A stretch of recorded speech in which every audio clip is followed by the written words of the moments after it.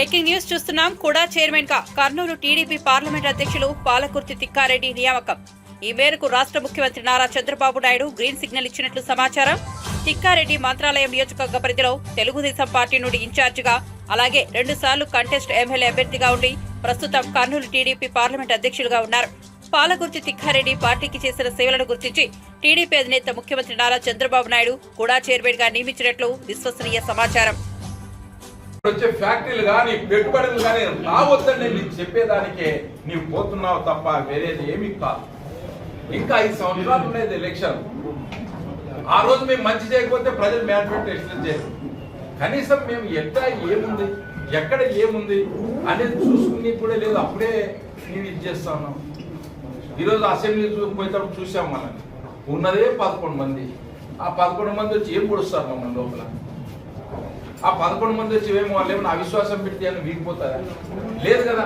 నీకు వచ్చిన వాయిస్ని మనసంగా వచ్చి, నీకు వచ్చిన అవకాశాన్ని వచ్చి ఏదైనా ప్రజలకు ఏదైనా సపోర్ట్గా మాట్లాడండి, ప్రజలకు సపోర్ట్గా మీరు నిలబడండి. నీకు ప్రతిపక్ష హోదనే దిక్కులేదే. అయినా కూడా మేము రమ్మంటున్నాం, అయినా కూడా శాసనసభకు రండి, చర్చించుకోండి అని చెప్తున్నాం.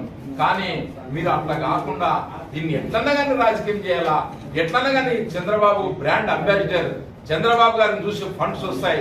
ఈరోజు లోకేష్ రోజు అనునిత్యం 3-4 గంటలు ప్రజల్ని తండోపతండాలుగా పిలుచుకొని మొత్తం ఎవరికి ఏమి సమస్య ఉన్నాయని రాష్ట్రం నుంచి వచ్చినటువంటి వాళ్ళందరూ లోకేష్ మాట్లాడుతున్నాడు. పేదలతో, నిరుద్యోగులతో, మంచులతో, అందరితో.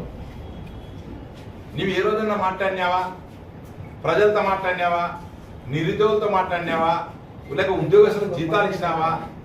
పోనీ నీ నాయకులతో మాట్లాడినావా? నీ కార్యకర్తలు మాట్లాడినావా?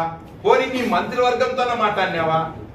మాట్లాడకుండా పరదాల సీఎం అయిపోయి ఇంట్లో కూర్చొని ఈరోజు ఓహో అన్యాయం అయిపోయింది, అన్యాయం అయిపోయింది, అన్యాయం అయిపోయింది అని చెప్పి వాళ్ళెవరో నీ కార్యకర్తలు సంపూర్ణ గంజాయి బ్యాచ్. నీవు అధికారంలో ఉన్నప్పుడు గంజాయి పెరిగింది, నీవు అధికారంలో ఉన్నప్పుడు ఇసుక రేట్లు పెరిగినాయి, నీవు వచ్చినప్పుడు లిక్కర్ జూమ్ ధూమ్ బూమ్ బూమ్ జగన్ బెరాండ్.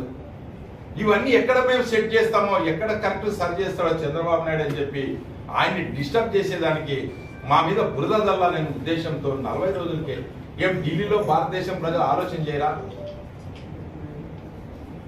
ఎప్పుడే కానీ గుర్తుపెట్టుకోండి, రాజకీయంగా మీరు పైకి రావాలా, రాజకీయంగా ప్రజల్లో ఉండాలా అనుకుంటే ప్రజలకు సంబంధించిన విషయం మీద ఫైట్ చేయండి. కానీ మీరు ఇట్లా చంద్రబాబు పైన బురద జల్లాలంటే అది అయ్యే పని కాదు కాదు కాదు.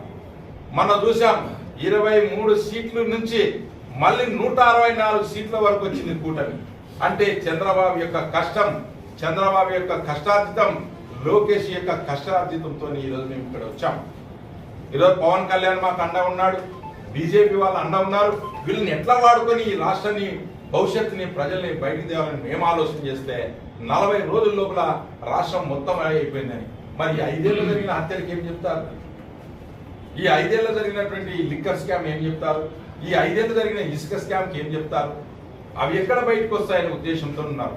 అయా మహాప్రభు, మీరేసిన ఉద్యోగస్తులే ఉన్నారు, ఇంకా మీరేసిన సిఐలు, ఎస్ఐలు ఉన్నారు, డిఎస్పీలు, ఆర్టీఓలు ఉన్నారు. మా కార్యకర్తలు నెత్తినోరు పట్టుకుంటారు మార్చండి అని చెప్పి. మరి ఎక్కడ ల్యాండ్ ఆర్డర్ తప్పుతుందని చెప్పి స్లోగా స్టడీగా చేస్తా ఉన్నాము.